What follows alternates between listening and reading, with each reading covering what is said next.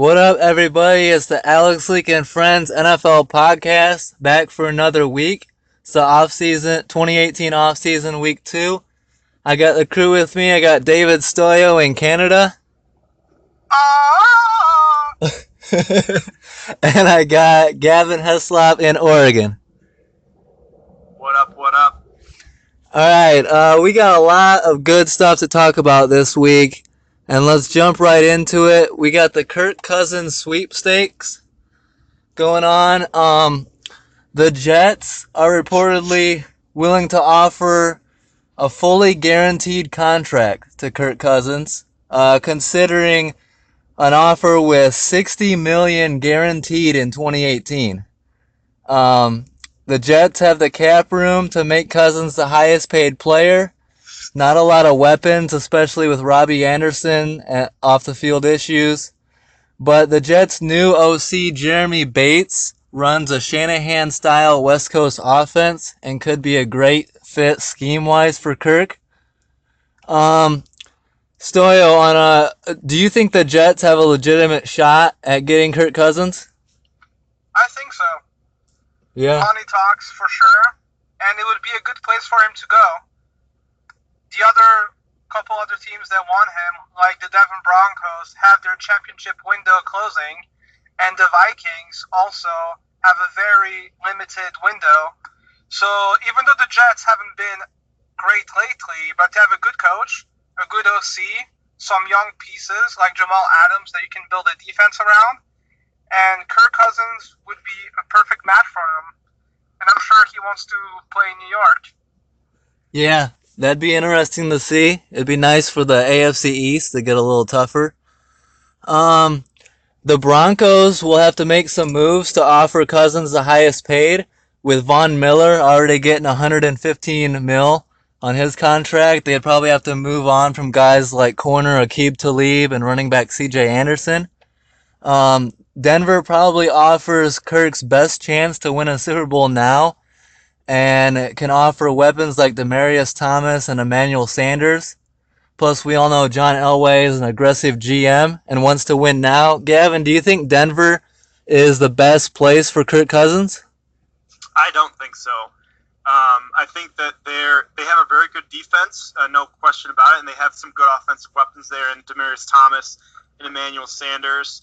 But I think the best place for him to go is Minnesota. Nice. They've got an indoor field, so he'll have indoor games for half of the year. They had the number one defense last year. They have three great weapons for him actually in Diggs, Thielen, and Kyle Rudolph, and then they've also got Delvin Cook coming back this year. We kind of forget about him since he missed the chunk of the regular season with them. And they have weapons. They have a great defense right now, and they're on the up. And so I think that's the best place to go. Denver's team, I think their defense is getting a little bit long in the tooth. They lost, T.J. Ward's not there anymore. I think that they're going to have some issues with cornerback this coming off season as they get a little bit older, and as they're trying to make money for him. Like, you can't. I feel like teams that have a dynasty, so to speak, for a while, eventually they got to pay their guys, and unless they're willing to take a cut like the Patriots did back in the early mid 2000s, all those star players eventually they're going to leave. If they start losing, they're going to get attitudes like you got with Aqib Talib. So I think that Minnesota, the young up-and-coming team with a lot of low contracts and a lot of talent, is the place that Kirk Cousins should go if winning really is his priority. I agree with Stoyo, money talks, and if it's actually about the money, he needs to go to Cleveland. Yeah, I think that Minnesota is probably the best place for him, although I probably wouldn't like to see him in the division. That'll be a tough out, playing Minnesota two times a week. I don't want it. I just think, if I have to be, an NFC South fan suddenly. Yeah. The Vikings are not expected to franchise tag Case Keenum. And it looks like Sam Bradford is out the door as well. Stoyo, do you think the Vikings are a good fit for Cousins, and where do you think that leaves Teddy Bridgewater? I think the leave study as a bridge to be somewhere else. Yeah. But it's hard. He's going to be a free agent, and he hasn't played in 2 seasons. It's very difficult to give him a big contract right now. Yeah. I would prefer re-signing Case Keenum, but I would also not French tag him. He did have a good season, but it's not a $21 million season. Yeah. I would try to re-sign him somewhere between $8 to $10 million at most. Kind of like Josh McCown got paid last season, or Ryan Fitzpatrick, and not make the mistake of giving him Mike Glennon fuck you money. Yeah, but the thing is that he made it to the NFC Championship, and I think in his mind, Keenum wants to get paid more and get a secure position for the long term. And then from Minnesota's point of view, I mean, I think you got to go Kirk Cousins. Mike Zimmer's never really backed Case Keenum that much. Even at his best, he wouldn't give him too much credit. Two other teams, possibilities for Kirk Cousins would be the Cardinals and the Bills, but they don't have the type of money, type of cap room. So probably Minnesota, maybe Denver, maybe the Jets. It'll be interesting to see where Kirk Cousins lands going forward. The Colts quarterback Andrew Luck says second surgery not an option and feels relieved and rebuilding arm strength. He has yet to throw a football in his shoulder rehab, and new head coach Frank Reich says he's hopeful that Luck will be ready for offseason workouts in April. Gavin, if you were Indy, would you consider drafting a quarterback or signing a reliable veteran just in case? Oh, definitely sign a reliable veteran. Yeah. You look at you look at a lot of people that are considered bridge quarterbacks, like Josh McCown. That would be someone that I would consider looking at, or even Ryan Fitzpatrick. These guys aren't going to win you. They're probably not going to win you, a ton of games, but they've been plagued with zero, reliable backup quarterbacks, lately. And so I think that having someone just in case luck goes down, any team really should try and get, the next man up to be someone that could at least be, put some butts in the seats for you. And I don't think that Jacoby Brissett is that type of guy. I don't know how he's going to fit into the new offensive scheme. So that might be another thing that factors into it. But especially with Luck's, with the concerns about him maybe not being fully healthy, I think you need to look into having somebody a little bit more reliable than what they've got right now. Yeah. I think they still have Jacoby Brissett. Not sure what his contract is, but hopefully they do definitely need to have someone just in case. Stoyo, what's your confidence meter with Luck? Do you think that he can return to what he used to be and get the Colts back to winning and contending in the division? It's hard to say with injuries, especially on your throwing arm. Yeah. And when you said Luck is relieved, he's relieved that Josh McDaniels is not going to be his coach this year. Yeah. But I hope the best for him. I liked him as a QB. I liked him in college. I would definitely not move on from him just yet. But he just needs to come back, and in the long scheme of things, he should be fine. But you never know. Yeah, I hope so. When it's a career ender. Yeah, I know. I hope it's not. I hope he comes back full strength. I like watching Luck play. We'll see how that goes. Cowboys wide receiver Dez Bryant may be asked to take a pay cut in 2018. His numbers have dropped considerably since quarterback Dak Prescott took over. Bryant is set to make $12 million this next year and count $16 million against the Dallas Cap. Last season, Bryant started all 16 games with 69 catches, 838 yards, and 6 touchdowns. Gavin, what do you think about the Dez Bryant situation, and do you expect him back in Dallas? I do expect him to be back in Dallas. We've talked about this during the Jarvis Landry conversations, and if he's the best available wide receiver in the free agent market with Josh Gordon coming in at number 2, if you cut Dez Bryant, who are you going to pick up? Like, who are you going to get that's even close to as good as him? I don't think there's a wide receiver in the draft this year that's supposed to be, a blue chip player. Mm-hmm. So you're not going to get him there. You don't have anyone on your roster right now. Cole Beasley and Terrence Williams certainly aren't number one caliber players.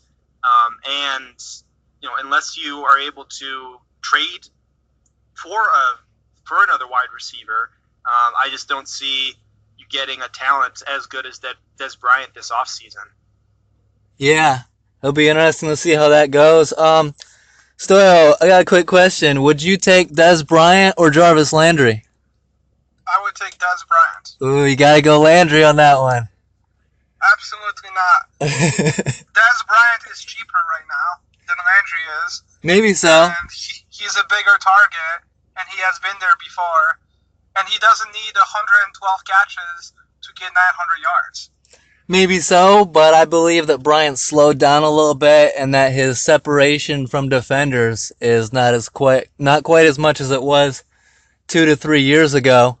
But also he doesn't have the chemistry that he did with Romo that he has with Des Bryant. That's a very good point. What's his name? Dak Prescott. Yeah. Dak Prescott number one right now option is Cole Beasley. And they just haven't been connecting. I think if Romo was back there, Dez would be getting 1,100 yards a season without a problem. So you think a team will definitely spend some good money on Bryant to bring him on? I don't know. I would definitely not take a pay cut if I was a player. Do you think that he's still can put up Pro Bowl numbers going forward? I think he has 1 to 2 more seasons left. He's 29 years old. Mm-hmm. He needs to work with his QB a little bit better. Maybe spend more time with him during the offseason and develop the same chemistry that he had with Romo. But I would not take a pay cut. This is probably his last big contract he's ever going to have. So don't give your team a discount unless you're playing for the Bears. Yeah, and I get the sense that Bryant's not willing to take a pay cut. He believes in himself wholeheartedly. He said recently that any of the non-believers can kiss his ass. Gavin, if Des Bryant does go back to Dallas like you think will happen, him and Dak really haven't been able to build up that chemistry, and Des has really been like a number 2 weapon there. Do you think that they could figure that out? Or do you think it just doesn't work with those two guys? I don't know that it's necessarily an issue with the two of them. Mm-hmm. I think a lot of it is just that they have this guy named Ezekiel Elliott on their team now. Yeah. And they have the ability now to have a really balanced and diverse offensive attack. Not only do you have one of the better running backs in the NFL in your backfield running behind one of the better offensive lines, you also have a quarterback that can rush and can throw as well. And so it's not gonna be like it was when Romo was there, when you didn't have a mobile quarterback. You didn't have, you didn't have a fantastic running game outside of the 1 year that DeMarco Murray was actually able to stay healthy there in Dallas. You didn't have to put up 40 points a game to keep up with the competition because they've actually put together some decent have a decent defense now. It's not great by any means, but it's not as bad as it was. So you're not going to see 1,400 yards a year or 16 touchdowns a year from him because those points are now going to someone else. Dak Prescott rushed for 6 touchdowns both of the last 2 years. Ezekiel Elliott, I'm pretty sure, was double digits last year when he was able to play a full season. So that's going to take away from the person that was the number 1 target before. So I think that he's definitely approaching the age where players tend to drop off. But if you look at his statistics, his drops haven't gone up. His statistics all are based on his quarterback. The last good year he had was 2014, and that was the last year that Tony Romo wasn't out for more than half the season. 2015, he had a bad year, but his quarterbacks were Matt Castle, Kellen Moore, and Brandon Wheaton, and they went 1-10 11 in those games, and I think we all know why. It wasn't Romo who took him 3-1 in the games before that. The next year, 2016, Dak was a rookie. They had Ezekiel Elliott. Their offense changed, and for good reason. Mm-hmm. And then last year, Zeke was out. Their offensive line was hurt, and Prescott regressed a little bit. So I think we should have expected this from anybody, to see a receiver's numbers go down in those kinds of situations. I don't think we should expect anything else, really. I don't think there's any receiver that can overcome crappy quarterback play or a running back of Zeke's caliber coming in and taking touches away. There's nothing they can do about that. So you got to keep him there. You need some consistency for Dak, if nothing else. You need to give him some weapons. You saw how much he struggled when Elliott was gone. So I think it's a lot of money for a receiver, especially one that isn't upper echelon at this point. But it's better than anything you can get in free agency or the draft right now, and the consistency is going to be good for Dak, if nothing else, which will help him progress for the next, because you're looking at him for the next 10, 12 years. Yeah, I agree. I would say that Jerry Jones is notorious for defending his players, having his players back. So it wouldn't surprise me, but my prediction is that Des Bryant won't be there. I think that he's not willing to take a pay cut, and I think that Dallas wants him to. I think that they maybe believe that they can find a better fit for their style of play out on the open market. We'll see. We'll see who's available. The Jags give quarterback Blake Bortles a new 3-year deal worth $54 million, including $26 million guaranteed, and extend the contracts of VP Tom Coughlin, GM Dave Caldwell, and head coach Doug Marrone for 2 more years. Stoyo, were you surprised by the Blake Bortles deal, and do you think it's a smart one for the Jaguars? I was very surprised. Yeah. I did not think they're going to extend him. I don't think I like that deal if I was a Jaguars fan. To have a championship window right now with their great defense, and would you bet the house on Blake Bortles? I don't think so. He had 2 good games in the postseason, but even against the Buffalo Bills, he missed some easy throw a franchise QB should make. Yeah. So I would not have extended him. He was serviceable, but he's not that great of a QB, and I would have preferred to pay Kirk Cousins or someone else, or Garoppolo, but he wasn't available. So I don't know. I think it's maybe a little bit premature. He was signed to a 19-year tag right now, I believe, and they should have just waited another year. Because even earlier in the season, he was fighting for his spot with Chad Henne. So Yeah. I don't know how you extend him 3 seasons. I just don't get it. Yeah, I thought Jacksonville was definitely leaning towards pursuing Kirk Cousins, and this deal caught me off guard as well. But maybe Jacksonville's looking at it like he was 1 game away from the Super Bowl, and maybe they can tweak it, get his game a little bit better, give him a little better options at receiver, get Allen Robinson back possibly, and go from there. Gavin, what did you think of this move? Smart or dumb on Jacksonville's part? This is Matt Millen-esque, this move, which, as any Lions fan knows, means it's absolute garbage. I cannot believe that they extended him. I felt so bad for them that they were stuck with a 19-year hit and essentially had to keep him because all he had to do was fail his physical to guarantee that $19 million. Not only were they stuck with that, but they were stuck with $18.5 million for the following 2 years as well. You say he was 1 game away from the Super Bowl, but he was 1 quarterback injury away from not even making it out of the first round of the playoffs. If Tyrod Taylor had not gotten hurt, I don't think Jacksonville even makes it to face the Steelers. Wow. So I think you can look at it the other way, too. I would have pursued a handful of free agent quarterbacks this offseason before I looked at Blake Bortles. Keenum, McCarron, Bridgewater, any of those guys I would have taken over Bortles. They all are in the same boat. They've got a few years they can play for you. They've got some starting experience, and honestly, I think they've all played better than Bortles. So this is really perplexing to me. I really don't understand, and my confidence in the front office has diminished significantly after they made a bunch of great free agent signings, bringing in some great defensive free agents to help their team out. They obviously just don't know how to work the offensive side of the ball. Yeah, it's interesting. I honestly think that with Robinson coming back, with them building around Bortles, that he could do better. I think that he's shown signs that he can be a serviceable quarterback in the league.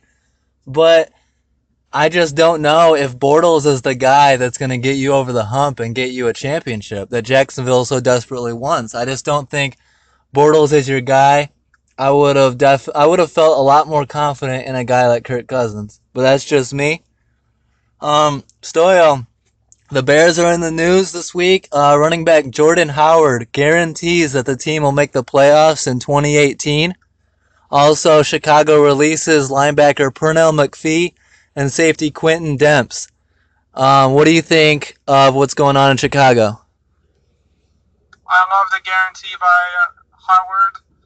Last time a Bear made a guarantee was last year. Alshon guaranteed a Super Bowl victory, and it happened. So I expect the same thing to repeat. I want to make it to the playoffs. It's been too long. Exactly. And finally, McPhee was cut. He was overpriced. He did not play well enough. He ended up getting 14 sacks over 3 years, and he got paid north of $7 million for those years. So this is another classic overpay by manager Ryan Pace. Yep.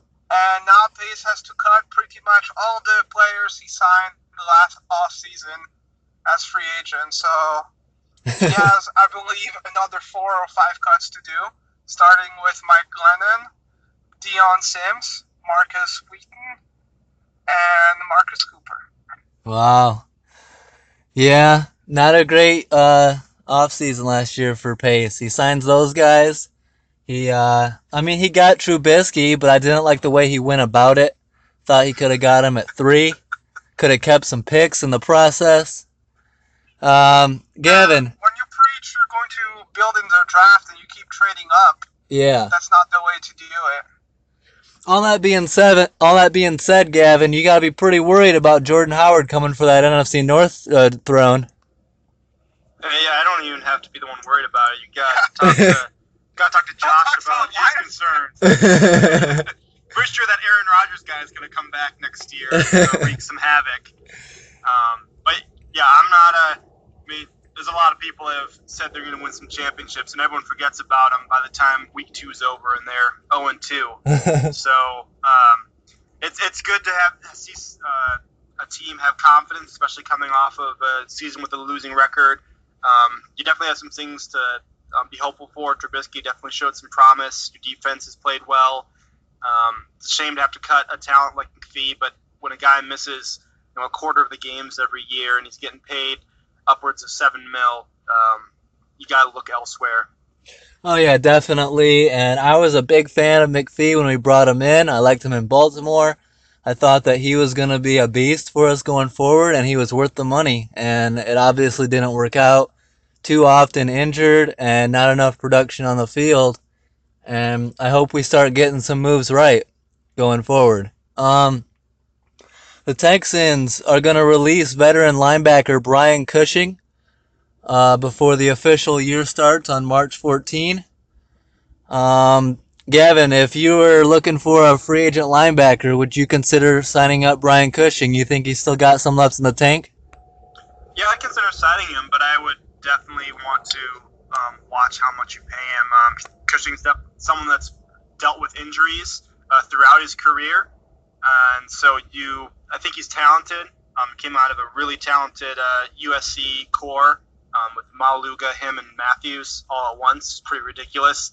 But if the guy can't be on the field, you can't pay him too much. You got to look at signing someone that's more reliable, can stay on the field for more than 4 or 5 games a season.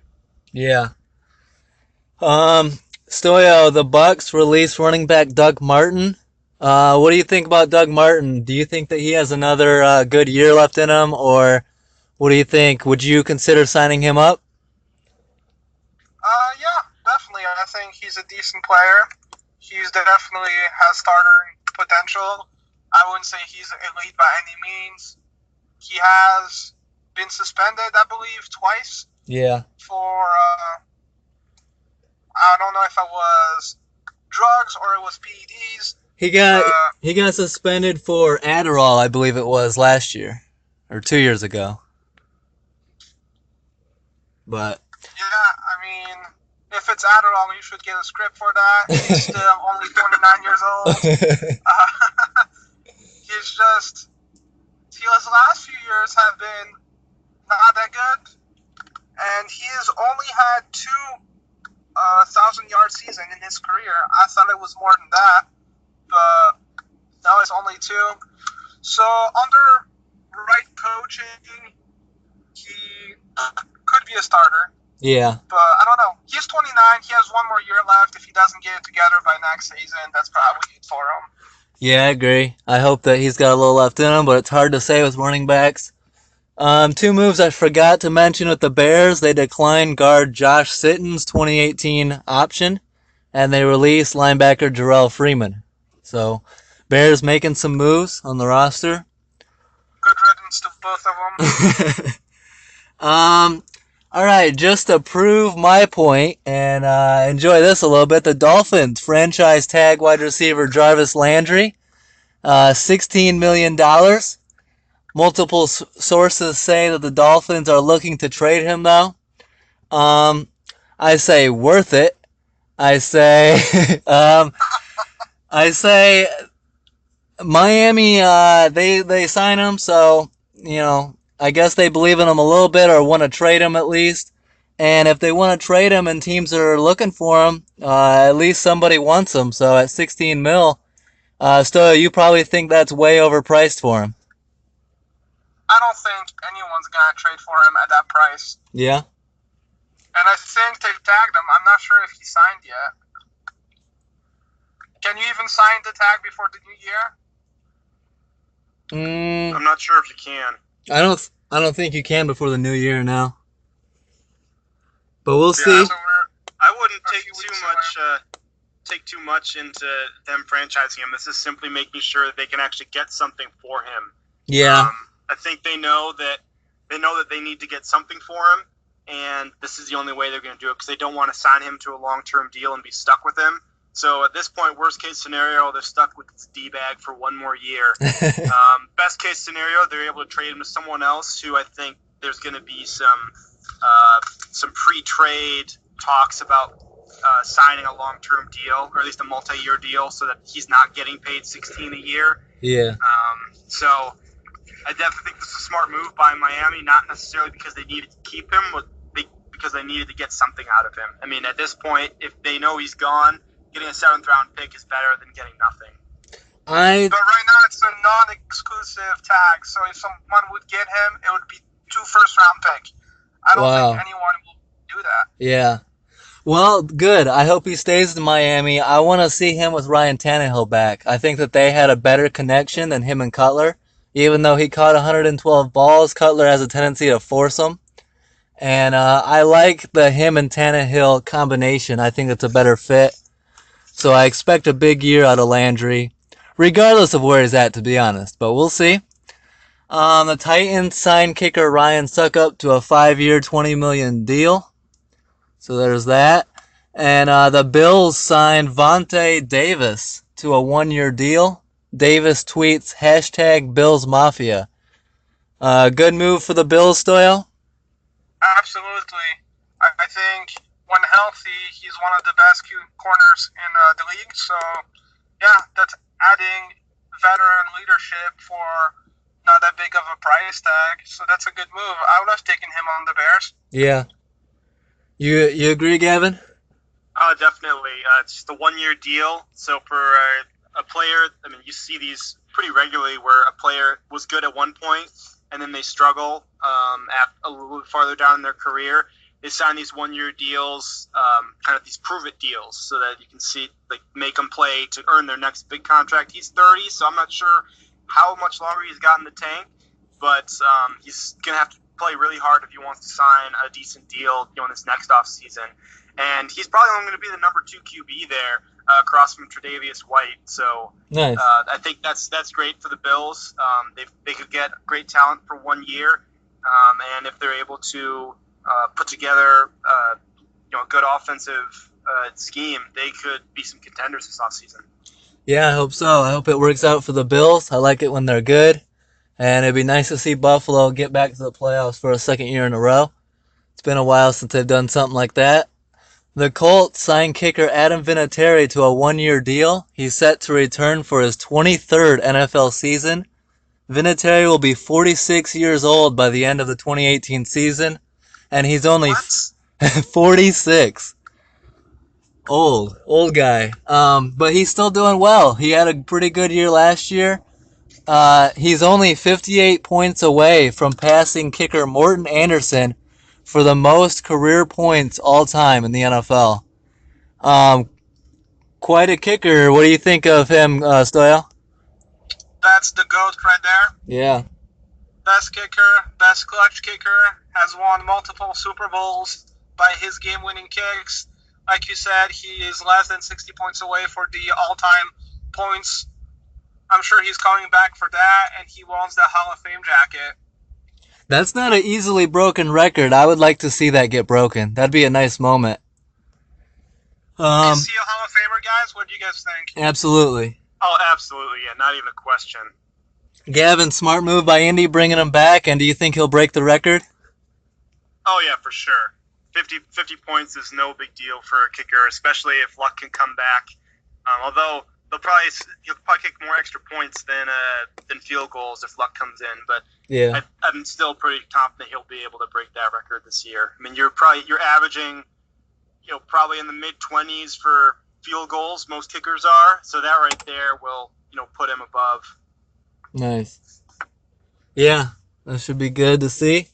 I had no idea he was that old. Yeah, me neither. I was thinking, I know he's been around a while, but I guess you lose track. I thought he was, late 30s, early 40s, but man, to be 46 by the end of the season, that's incredible. Mad respect. He spent more time on the Colts than he did on the Patriots. That's crazy. Wow. I remember it felt like so long he was in New England. I know, right? My father-in-law's still bitter. Big trade happened while we were away. The Chiefs trade corner Marcus Peters to the Rams for I believe they got a second and a fourth, and they shipped Marcus Peters in a 6th round to the Rams. KC appears heading into somewhat of a rebuild after moving on from Alex Smith, linebacker Derek Johnson, and now their best corner in Peters. Gavin, what's your thoughts on this trade? A lot of people feel that Kansas City got ripped off in this, especially with it being a second rounder in next year's draft. Yeah. Which typically when you're trading for next year's draft, you actually consider it, when you're valuing it, you consider it 1 round after. So if it was this year, it'd be considered a 4th and a 3rd round, which for Marcus Peters' talent seems really low, and it is for his talent. But if you consider how everybody knows that he was gone, that Kansas City was frustrated with him, and that he was his time in Kansas City was not long, it's good that they were able to get what they did out of him. And they did sign 2 quarterbacks that do have some talent in Kendall Fuller and David Amerson, which could be some decent replacements if they can get back to form. So it's good that they got something. And maybe if Jared Goff gets injured, that second rounder will be a pretty high one next year. But odds are they'll just be picking pretty late in the second next year. But it's good they made some moves beforehand to make sure they had their secondary covered, and then made the trade. Gavin, what did you think? I didn't think I saw that much. I'm sure the Chiefs know more than I do on this, but I remember the flag throwing incident where he ejected himself and all that, and that wasn't a good look. But That's the only incident that I could really remember. I guess there was the Marshawn Lynch incident when he was getting into a fight, but what do you think? Did you see enough that would make the Chiefs want to get rid of him? I mean, he's a pretty productive player on the field. Yeah, I seem to remember. I cannot remember. I can't remember exactly what it was, but I feel like there was multiple incidents last year with the flag throwing being the most recent and definitely the most advertised out of all of them. Yeah. I can't remember what the other one was, and maybe I'm misremembering. There wasn't anything, but they've got a pretty solid front office there in Kansas City. So I guess at this point, if I were a Kansas City fan, I just have to trust the front office that this is the right thing to do, and that it's better for the team and for the locker room to not have him around for this next year. Yeah. That being said, he's been in the NFL for 3 full seasons. In that span, Marcus Peters leads the NFL in interceptions and passes defensed. I saw some people on Twitter and some media members saying that Marcus Peters couldn't tackle their grandma, but if you're putting up those stats, I think that he deserves a spot on an NFL roster for sure. Stoyo, were you surprised by this trade? Do you think that it was a bad move by Kansas City? What do you think? Yeah, I think it was a bad move. Marcus Peters is a good corner. I would even say he's an elite corner. As you said, he has the most picks since he entered the league. He also has the 4th lowest completion percentage when thrown to. And in the playoffs, he showed up. He had a great game against Tennessee. Yeah. Even almost forced a fumble on the last drive, but it was called that the player was down. I just don't like getting rid of elite talent, even though he has some off-field issues. Yep. You said. And I guess. Go ahead. I guess he had some problems in college before too. He was thrown out of his university's team for off-the-field issues. So yeah, there is history there, but I don't know. I have a hard time just seeing talent leave a team for just disciplinary issues. Well, I'll say this, Peters. You said something that you said that he leads the NFL, or he's got 21 interceptions in his first 3 seasons. That's the most since name this player. Who had more interceptions in his first 3 NFL seasons? Take a guess, guys. Sherman. Nope. Dion. Chem Bailey. You're thinking corner, but you should actually be thinking safety. Ed Reed had 22. Oh. I think Marcus Peters finds himself in a good situation now. He gets traded to the Rams and he gets to play under, a good defense that already there in LA with Aaron Donald and those boys, and then he gets to play under defensive coordinator Wade Phillips. So, decent landing spot for Peters, and I hope he keeps up the good play, and I hope people lay off of his tackling, and we'll see how that goes. Just real quick, there are some good cornerbacks in the free agent market this offseason that maybe the Chiefs think they can get somebody for a little cheaper and a little bit less drama than what they got in Peters. This might not be a good example for drama, but Malcolm Butler, for instance, is a free agent, and I think most people agree that he's a talented guy. Yeah. EJ Gaines, the Bills corner, that's only 26. He's talented as well. Jermaine Johnson for the Rams has played really well, but is hurt this offseason. So I think that's part of the reason why the Chiefs were, why the Rams were trading for corners, because they were going to move on from Johnson. But it's, I guess I believe the front offices know a little bit more than us, and they may have might not want that kind of attitude in their clubhouse. But I agree with Stoyo. It's hard to move on from elite talent unless it's really toxic. Yeah. Speaking of corners, I just heard this on the radio a couple hours ago. With Jarvis Landry's franchise tag was $16 million, which we think is high and expensive. How much do you think it would be to franchise a corner? 18. $17 million. Wow. That's expensive. Yeah. On Saturday, Giants wide receiver Odell Beckham Jr. responds to a fan's tweet. The tweet said, "Zero preseason snaps, please," and Odell Beckham Jr. responded with zero. Um, Last season, Odell suffered an ankle injury in preseason, which forced him to miss the opener, and then suffered a fractured ankle in Week 5, which ended his season prematurely. Beckham Jr. is also hoping to get a long-term deal this offseason. Gavin, do you think it's a smart move, Odell planning on holding out a preseason, especially with what happened last year? I don't think it's a good idea. Yeah. You've got a new head coach, so you've got a new system most likely that you're going to need to learn. And unless you have chronic ankle issues, it's likely that what he suffered last season was an anomaly. Yeah. And so you don't have anything to worry about. But it could be that he's had issues all along, and maybe he knows that and is, doesn't want to get injured this year, like you said, being in a contract season. But I think with the new offense, if you actually want to win games, it's in his best interest and the team's best interest, especially, to participate in preseason.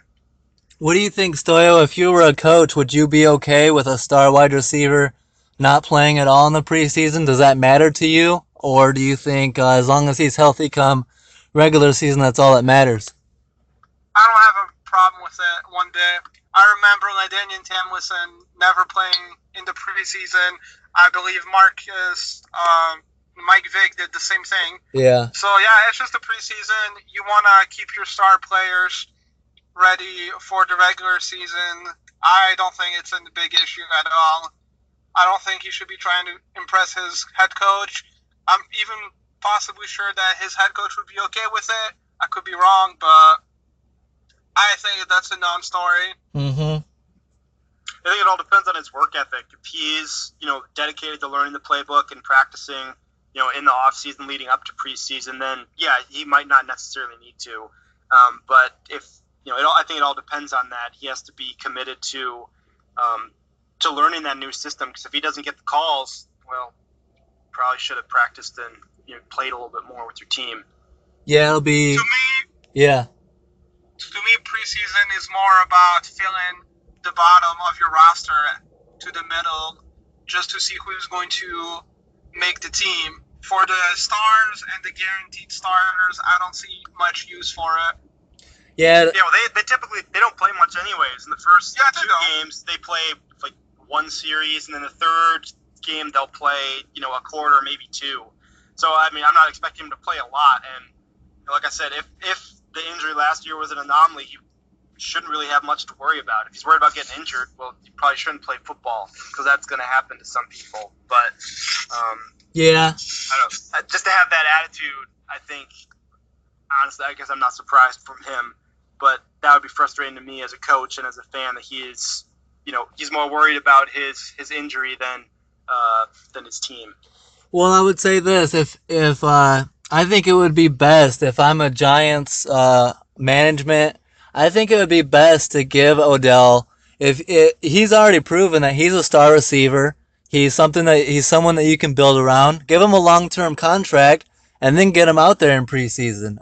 Part of the reason I think that he doesn't want to play in preseason is he doesn't have that security, and that could be a major reason. I want to see Odell Beckham on the field, and that's really up to their new head coach, and we'll see how he takes it come August. Speaking of Michael Vick, you brought him up, Stoyo. Mike Vick says, quote, talking about NFL draft prospect out of Louisville, quarterback Lamar Jackson. Quote, Lamar Jackson is a spitting image of myself and 5 times better than I was. I don't know about 5 times better. Lamar Jackson is 6'3", 215. In 3 seasons at Louisville, he threw 69 touchdowns and 27 interceptions with a 57% passing and 50 rushing touchdowns at 6.3 yards per rush. He had more rushes per season than Vick, more yards per carry, and a higher pass percentage by 1%. throughout his college career. Stoyo, do you think that Lamar Jackson is on par with Michael Vick? I don't think that he is at all. I think he's a lesser player than Mike Vick ever was. Uh-huh. Vick is arguably the best movable QB ever. Yeah. And it's nice of Vic to compare Lamar Jackson to him, but I don't think it's true. And if it is, Lamar Jackson should stay away from dogs. Very true.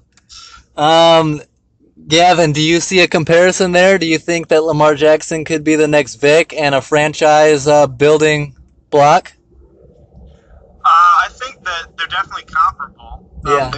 They share a lot of the same qualities. They're obviously amazing athletes and are able to pick up yards and scores on the ground, and have so that's definitely the positives. They got cannon arms. They're the thing that they also have in common, especially early in their careers, which at this point that's all we can compare, is they have accuracy issues. Yep.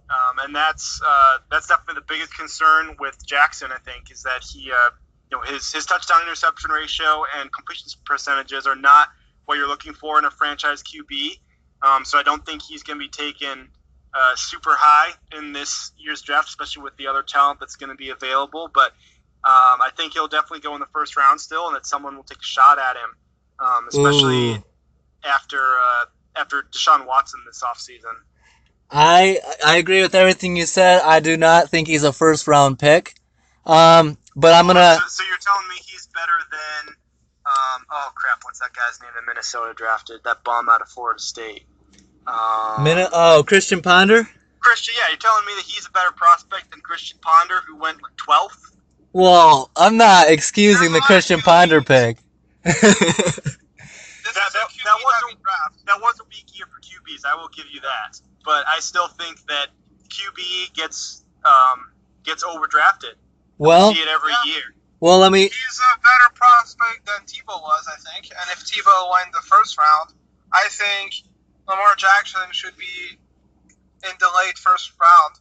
Well, you have to assume that there's a coach out there dumber than Josh McDaniels, though, which I'm not sure that we can assume that at this point. Let me jump in here. What if you guys are assuming Lamar Jackson's going to get drafted as a quarterback? Come on now.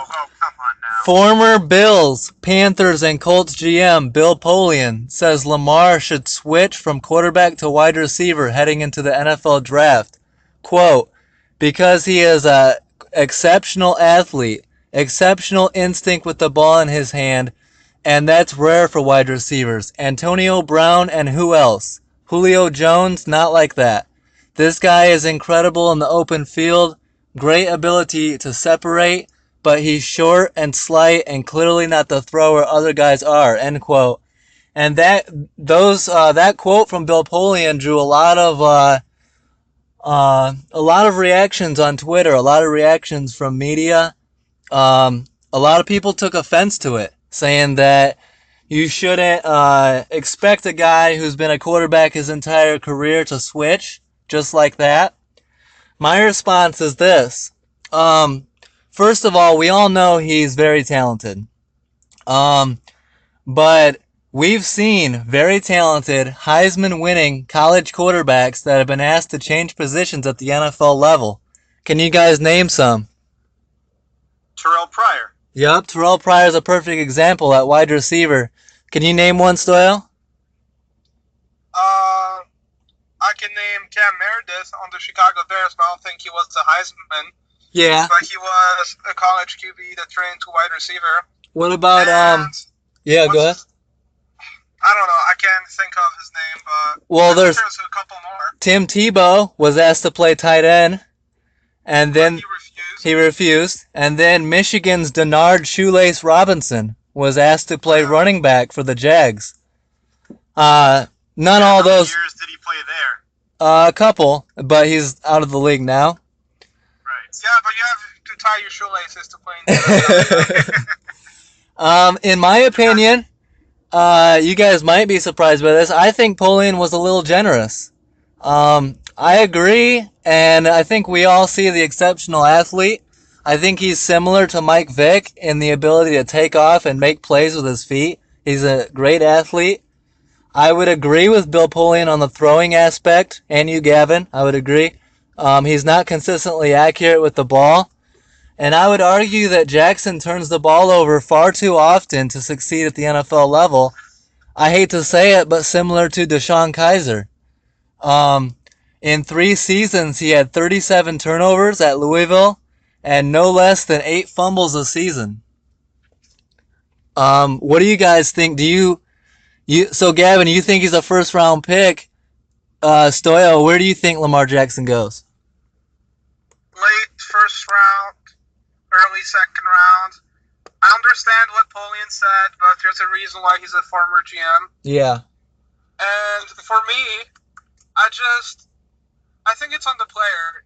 If his main goal is to be a QB in the league, then go in as a QB. If your goal is to make it just in the league, then you can change.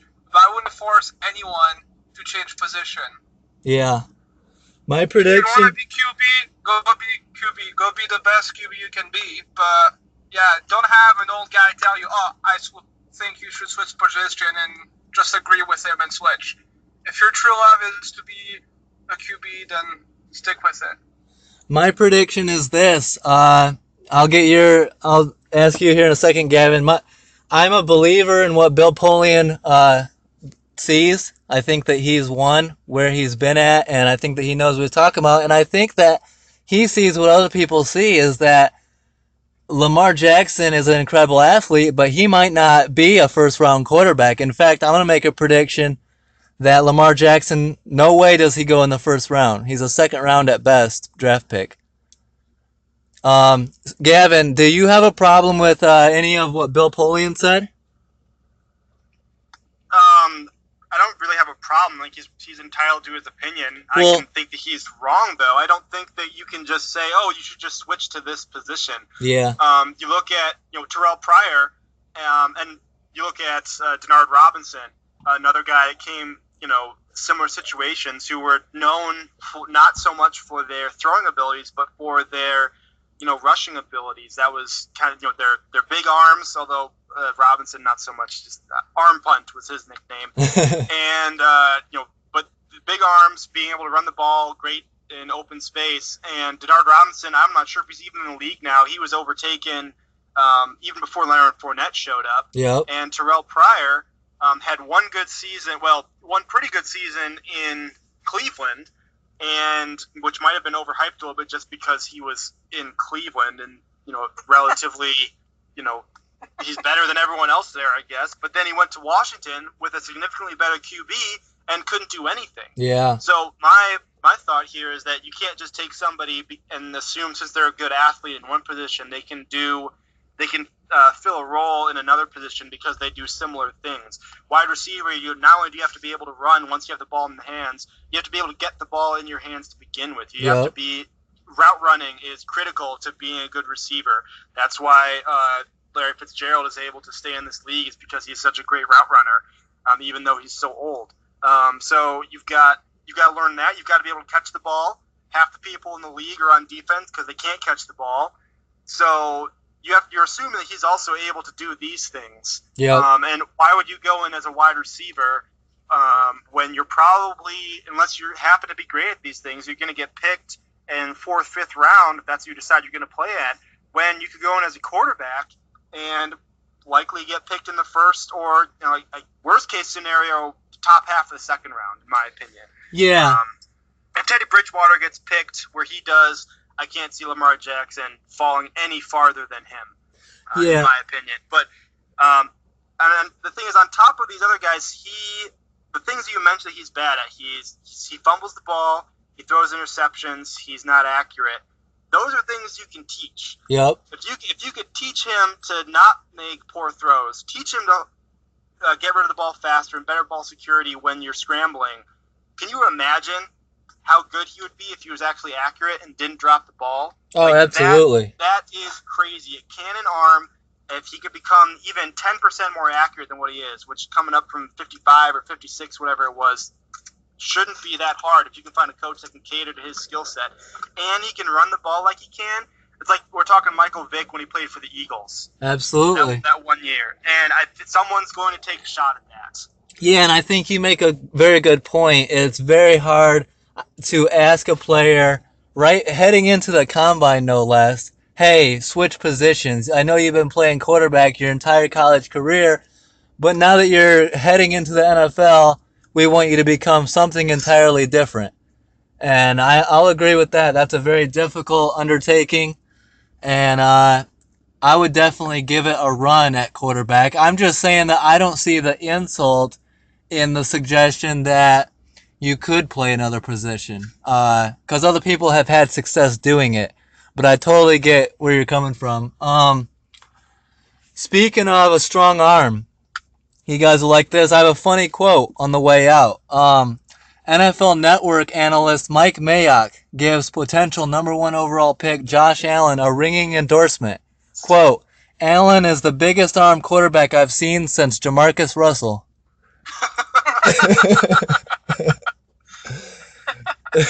I'm sure he's... I remember that he was referring just to his arm strength and nothing else about Jamarcus. I'm sure that's what Josh Allen loves to hear. I understand the humor, but that is a big compliment. That's the reason that the Lions didn't end up with Jamarcus Russell, was because Al Davis fell in love with his arm talent, because it was absolutely there. There was just, between the ears, it wasn't there. Well, there was arm talent, there was a strong arm, but there was also a lot of other stuff going on there. Stoyo, you guys have anything else you want to add? Stoyo, what do you think about that quote? You need to compare him to someone else. That's not what you want to hear when you're about to get drafted. Why not say a strong arm like John Elway? Yeah, or even say Matthew Stafford or Jay Cutler. Yeah. Someone that's been successful in the league. You do not want to compare him to the biggest bust ever. Can you really put Cutler in that category, though? Oh, he could be considered. I wouldn't say. Come on, that arm. Yeah. Is amazing. Cutler. So was Joe Vegas. Yeah, Cutler had a strong arm that could blow people out of the water. Cutler had arm talent for days. He just didn't have footwork and didn't have smart decisions ever. And he also didn't play through injury. Yeah, at least Jay Cutler looked like an NFL quarterback, not like Jamarcus Russell, who looked like a lineman throwing the football out there. I'll say this. Of all the quarterbacks going, you want to throw Baker Mayfield in there. You want to throw Sam Darnold, Josh Rosen. I would put my faith in Josh Allen. I think he's got the highest upside. Yeah, I think it's going to be between Allen, Rosen, and Darnold to be the first QB taken. Who do you think's the most talented quarterback coming out? Sam Darnold for me. Ooh. Same here. Ooh. I would pick him over anyone. I would take Josh Allen and Baker Mayfield over them.